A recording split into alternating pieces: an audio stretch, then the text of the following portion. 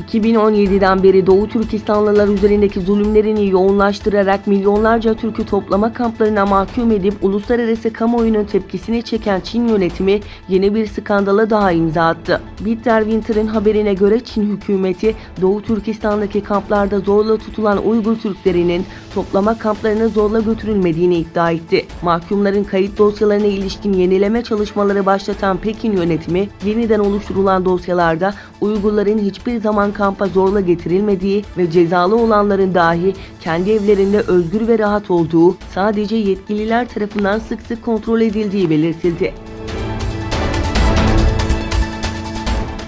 Polonyalı Doğu Türkistan gönüllüsü Martina aylardan beri Polonya'nın çeşitli kentlerinde tek kişilik eylem yaparak Doğu Türkistan sorununu gündeme taşımaya devam ediyor. Martina en son Polonya'nın Poznan City kentinde Çin'in Doğu Türkistan'da yaptığı zulme dikkat çekmek için tek kişilik eylemini sürdürdü. Doğu Türkistan bayrağı ve atkısıyla elindeki pankarda Save the Uyghurs ve Close the Camps yazan Martina tek kişilik eylemiyle Doğu Türkistan'da yaşananlara dikkat çekti. Çin Ticaret Bakanı ithal tarifelerini yükseltme gerekçesiyle Dünya Ticaret Örgütü'nde ABD'ye karşı dava açtığını açıkladı. ABD pazar günü Çin'den ithal edilen ürünlere %15'lik ek gümrük vergisi uygulamaya başlamış. Çin de buna karşılık olarak ABD'den ithal edilen ham petrol ithalatına ek vergi uygulamasını devreye almıştı. Son gelişmelerden sonra Çin Ticaret Bakanı son gümrük vergilerini artırma hareketiyle Çin ile ABD arasında Osaka'da varılan anlaşmanın ihlal edildiğini belirtti. ABD donanması Güneydoğu Asya Uluslar Birliği üyeleriyle ilk defa ortak tatbikata başladı. Güney Çin Denizi'nde Çin ile ABD arasındaki gerilimin yüksek olduğu bir dönemde gerçekleşen tatbikata 8 savaş gemisi, 4 donanma uçağı ve 1000'den fazla asker katıldı. Çin ordusuna ait gemiler Vietnam tarafından hak iddia edilen sularda bulunmaya devam ediyor.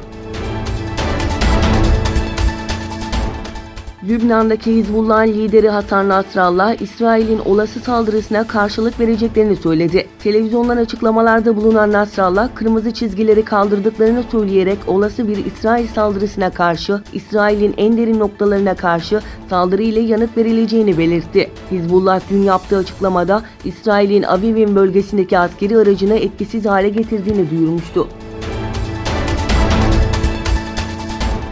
ABD'nin Afganistan özel temsilcisi Zalmay Khalilzad, Taliban ile yaptığımız anlaşma gereği ilk etapta Afganistan'da bulunan 14.000 askerimizden 5 üssümüzden 5.000 askerimizi geri çekiyoruz dedi. 9. kez Taliban temsilcileriyle Katar'da barış görüşmesi yapan Khalilzad, dün akşam başkent Kabil'e gelmiş ve Cumhurbaşkanı Eşref Gani ile görüşmüştü.